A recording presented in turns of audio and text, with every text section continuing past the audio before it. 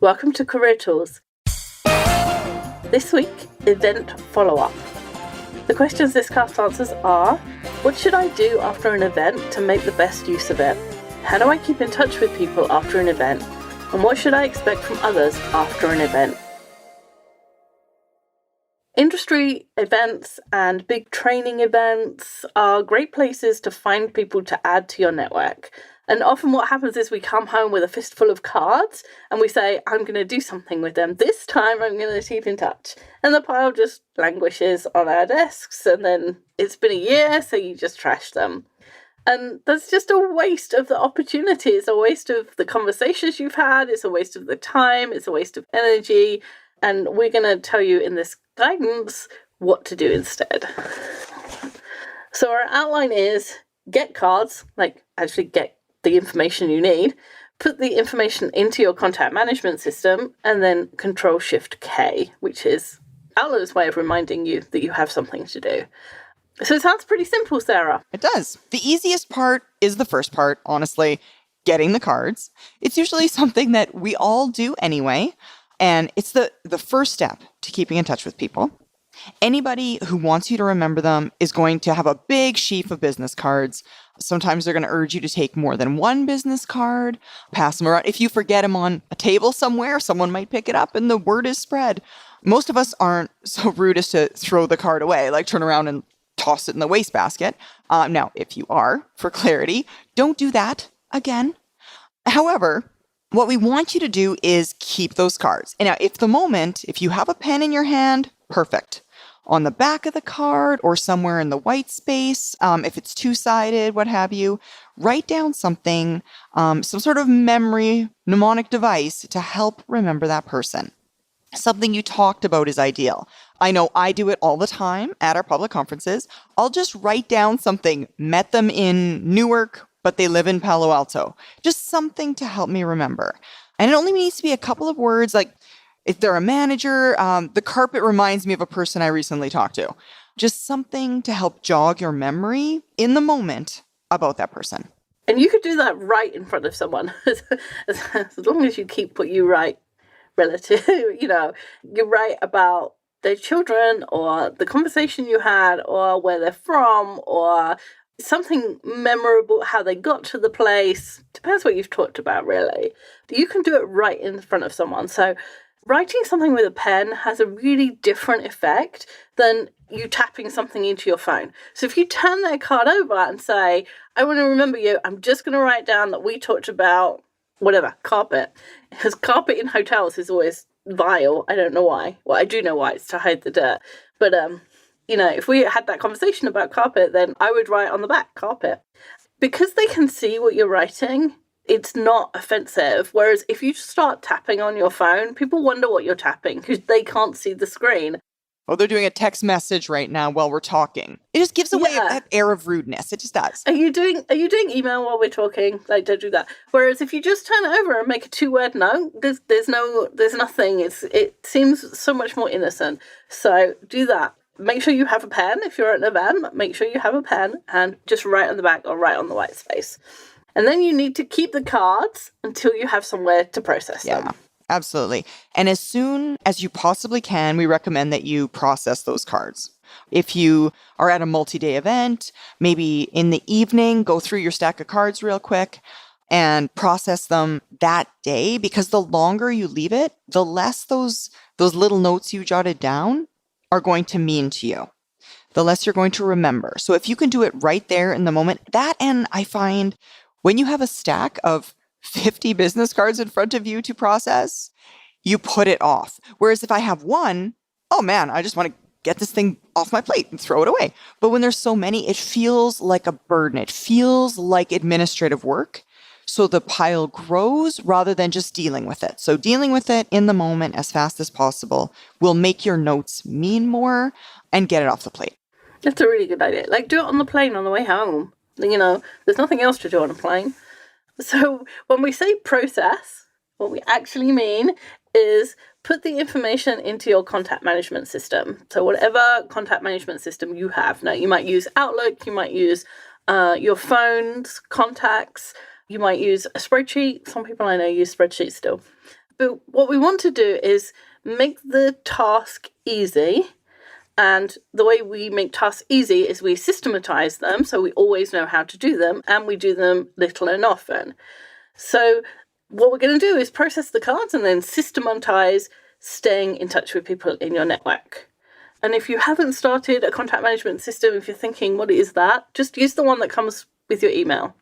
Your email has contacts in it, just use that and put in their name and their phone number and so on, and we'll do that. If you needed something more high powered than that, you'd already be using it. So your email is absolutely fine. But then you just put the details from the business card into your system, including the memorable thing that you wrote down. So on their card is probably their name, their email address, the company, sometimes a physical address, probably a phone number. So put all of that into the file, I guess, the card for that person, and then a note about the note you made about something memorable about them. Because that's what's going to help you remember later who they are. Mm-hmm. Absolutely. I use Excel for it, which I know it feels like super olden days. I really like using Excel because I like to know where people are located. So I sort it by location. If I'm going to Palo Alto, for example, do a quick search of all my Palo Alto people. Who's there? Who could I go for coffee with? Who could I reach out to and say hi? So it works for me, but you'll find a way that works best for you. What I do struggle with, though, is the last piece. Before you throw that card away, go find that person on LinkedIn and connect with them there, right? Once it's in the system, that's not enough. Connect with them on LinkedIn. And we recommend that you do this for 3 reasons. First, you'll be contacting them right after you met them. Right? If you met them and it was kind of a rush situation, this is a way of you saying to them, hey, I want to keep in touch. It helps them remember who you are, puts your face in front of their eyes again right away. Right, because you've made a note about where you saw them and what you were talking about, but they may not have. Unless you make an initial reach out quickly, they're not going to make the connection later on. And there's nothing worse than people say, hey, we met at this place. And you're like, I have no recollection of meeting you whatsoever. And then you wonder, what did I tell you? What were we talking about? What, am I about to repeat myself? Absolutely. And then secondly, LinkedIn's going to tell you about the posts they made, right? Things that they liked, work anniversaries, amongst other things, which always gives you a great excuse to contact them in the future. You read an article they posted and you can like it, or they have a work anniversary, just a real quick, hey, congrats, I saw on LinkedIn, you've been with your company for a year. Again, that keeping your face in front of them, keeping you top of mind. One of the things that people worry about when we say keep in touch is, what do I talk about? And using LinkedIn is really good because it gives you something to talk about. Now, not everybody posts, not everybody has it set so that their anniversaries come up. It's not foolproof because it depends on how other people are using LinkedIn, but it's better than nothing. It's better than that card on your desk. Even if in 50% of the cases it gives you a reason to connect with that person and you're able to keep in touch, that's 50% more of the time than it was when you came home with 50 business cards, put them on your desk, left them there for a year, and then put them in the trash. So it's not perfect. And LinkedIn right now in 2019 is the de facto business contact standard, and it may not be forever, but for now, it's the good enough solution. And there's never a perfect solution. If you wait for perfect, you'll be waiting forever. So LinkedIn is the good enough for now. Exactly. And I just think to myself, how many people do I say, in air quotes here, that I know, but I don't know them. I just see them posting on LinkedIn all the time. I know what they look like. I kind of remember their names, but I feel like I know those people. If they reached out to me, I'd be like, oh, I know that guy. I don't know that guy, but I've seen him post enough or like things that it's top of mind. It's a convenient way if you're not somebody that thinks of that. And then the third piece of this is their LinkedIn is going to follow them on to the next job. It's something that stays with the person, not with the organization. Unlike email, where if you're connecting via email, great, but that stuff doesn't go with the person when they've left their job. It's going to become useless when they're gone. They have no way of finding you, connecting with you, even if they wanted to. So having LinkedIn there, it's something that always stays with the person, regardless of where they've gone. Okay, and the last part, this is really easy. We've done this so fast. Get cards, put them in your contact management system. And the last part is Control-Shift-K, which is the shortcut on Outlook for a repeating task. So what we're saying here is set up a new task to keep in touch with that person and make it repeating every 3 months. Now, you may not use Outlook as your task manager. You may use OmniFocus. You may use one of the other systems. You may use just the tasks in Google or in your iPhone. It doesn't matter. All of the task management systems now have repeating tasks. So whatever the shortcut is for whatever you're using, what you want to do is put the person's name in and write keep in touch with and make that repeat every 3 months. So you've just made an initial contact through LinkedIn. So what you're telling your system, or what you want to tell your system, is in 3 months, remind me to keep in touch with that person. It's pointless having a list of people that you know if you're not actually keeping in touch with them. Because as Sarah just said, you don't know them at all. You know, if I tried to contact someone that I worked with when I was in a real job and not working at Manager Tools, if I, from 10 years ago, that's a really hard ask for me to ask something from them. Or even if I offered them something, they'd be like, I don't even know who you are anymore. Yeah. Whereas if I had kept in touch every 3 months or even every 6 months for the last 10 years, it's completely different if I need something. Or even if I want to reach out and help them, they kind of know who I am still. We've kept in contact. We have, however thin the string is between us, there is at least string for the message to go down. In fact, if somebody had 100,000 contacts and they never kept in touch with them, and someone else had 100 contacts and they kept in touch with them regularly, the person who had 100 would be better off. It's not about quantity of names and addresses. It's about the contact that you have with the relationships that you have with those people. And you can't have a relationship unless you're in contact with someone. People are anxious about when we say keep in touch. It's like, what do I talk about? And part of the reason I think is they think they have to send an email or leave a phone message or whatever. If they were selling on eBay, would get A+++++. You know when eBay gets really excited and marks you as a seller and you get all these A's and all these pluses because they think you're awesome to seller or buyer. That's what we think we're going for when we send an email, but we're not. All we need to do is say hi and I've been thinking about you, or I saw your company did X. I hope that's going well for you. Or I hope that means positive changes for you. You're not going for some hugely valuable insight because you can't. The email that you keep in touch with is not, oh, I'm going to send an email when I can offer that person a lead for a job that's going to triple their salary. Because you'll be waiting forever because that will never come. You've got to think of the value of the email is much, much smaller and the barrier being much, much lower. And people don't keep in touch because they're thinking, oh my gosh, it has to be something big. And we've just said, if you don't keep in touch, the contact is useless. Exactly. It's the keeping in touch that keeps the relationship, that makes that person or that relationship or that contact useful, which is kind of why you do it. And so if you keep the barrier so high, you're never going to keep in contact and you're going to waste that contact. So you have to reduce your expectations of yourself way down. Oh, absolutely. And I can't imagine I'm the only one. And if I am, it's still January when this cast is coming out. So you still have time to take advantage of it. An excuse that I used was just to say Happy New Year. And that's all it was. It was Happy New Year. Hey, I hope the holiday season went well. Here's to a successful 2019. And that's all. It was a perfect excuse because I know for me as a really, really task-focused person, I'm not a very people-focused person. I personally struggle with coming up with a reason, coming up with what do you say? Oh my goodness. I can wrap myself around that for hours. But why? It's the new year. Perfect excuse.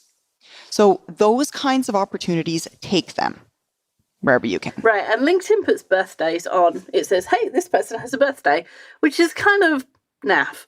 You know, it's supposed to be business focused and birthdays should be on Facebook, I think. But again, it does give you a really good reason to reach out to someone. Hey, I saw it was your birthday. Cool.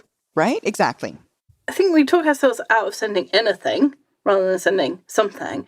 But if we put ourselves in the shoes of the person who is receiving it, right? If I got an email from someone who I knew at work 10 years ago, and that person just sent me an email and said, hey, I was thinking about you the other day and all the fun we had when we were recruiting for this team, I would be like, oh, that's so cool. That's really nice that somebody reached out to me, and wasn't that fun when we recruited for that team? It was really awesome. I don't expect, and nor do any of you expect, that an email from someone from 10 years ago is going to say, hey, Wendy, got this amazing opportunity for you, buy plastics. If we put ourselves in someone else's shoes, if we put ourselves in the recipient's shoes, or think about what it would be like if somebody emailed us, it's easier to bring that barrier down and think, it's okay if it's just something simple. Completely agree. And I also would go a step further, Wendy, and say, don't measure the success of your reach out on receiving a response from the person. That's not a requirement, actually. It was last year in January. We did a public conference in London. I guess this cast is coming out mid-January. We are coming back to London. If you're in the European theater, February 5th and 6th, we'd love to have you.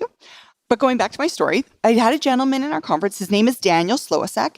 He's from Austria, and we've stayed in touch. I always offer my email address, stay in touch. And it was probably 6, maybe 8 months after the conference, he emailed me and said, thank you so much for responding to me, Sarah. I've reached out to so many people from that event and no one's responding. I've kind of been disappointed by that or what have you. And my response was, Daniel, don't feel badly. You're doing exactly what you ought to do. You're reaching out. You're letting them know you're there, that you're interested. You're staying connected.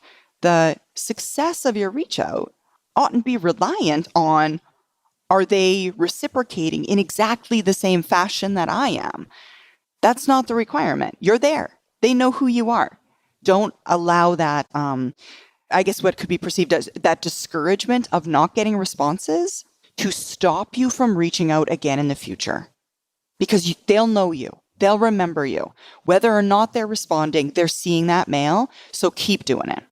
I have an email in my inbox, which is from someone I used to work with. And I have a feeling that if I actually went and looked, it may be 8 months old. And it's there. And I keep thinking, I must reply to that person. It actually sends me emails fairly regularly. And I want to be in touch with her. I like hearing from her. I like hearing what's going on with her. And I need about 48 hours in every day in order to find the time to reply. Maybe now I've guilted myself on a podcast. I will reply to her. Anne-Marie, I'm really sorry. But the point is, just because she's sending me emails, it's not annoying to me. I'm happy to receive them. I'm not responding because of my own failure. Not because I don't want to talk to her, or not because I'm not interested, or not because I don't care about her. All of those things are true. I'm just failing at managing my life enough to have time to reply to her. We would encourage you not to judge the success on the response. Judge your success by the amount that you send out or the times that you keep in touch. We've all just read Measure What Matters, which is a book about OKRs, which are objectives and key results. Apparently I read that book and then completely forgot what it was about. It talks about setting objectives and key results as a way of keeping companies moving in the same direction and achieving their goals. And it talks about different companies that have implemented them. And one of the paragraphs that I highlighted was, I think Google, but they set OKRs, they set objectives, and then they had to change them because what they were doing was setting an objective for, we're going to have, I'm going to make this up because I don't remember the actual example, but setting an objective that we're going to have 10,000 people signed up for Gmail.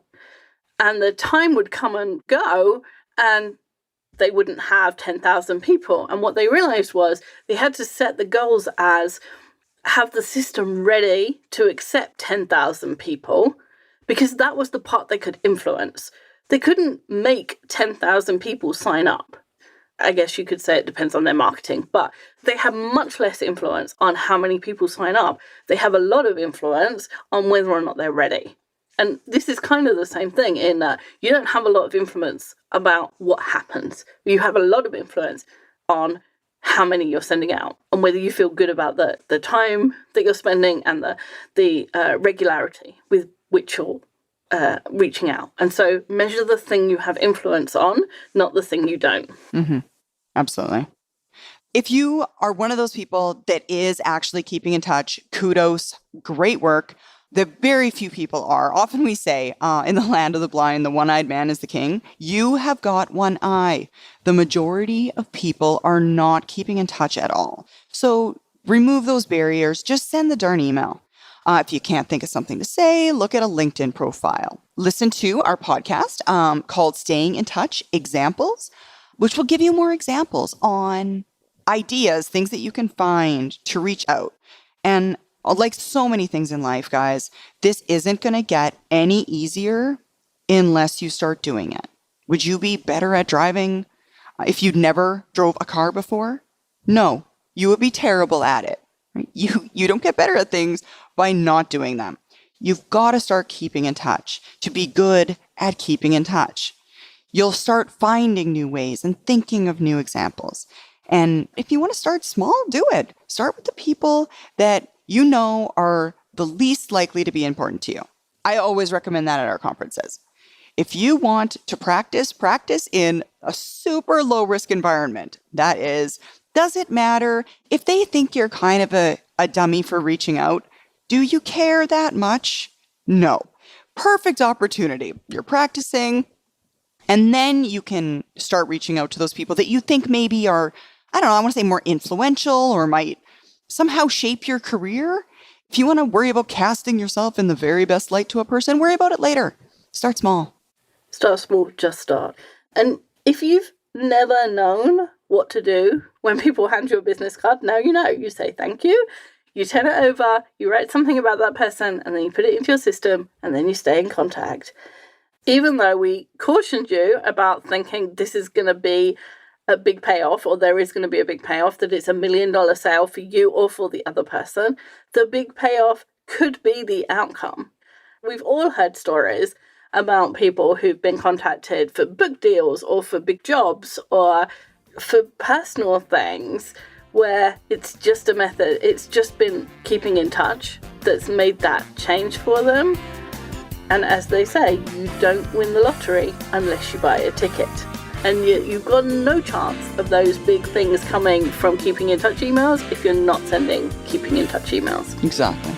That's a good New Year's type cast to start the year, Sarah. Yeah, it was. Thanks, Sarah. Yeah, thank you, Wendy. Bye, everyone.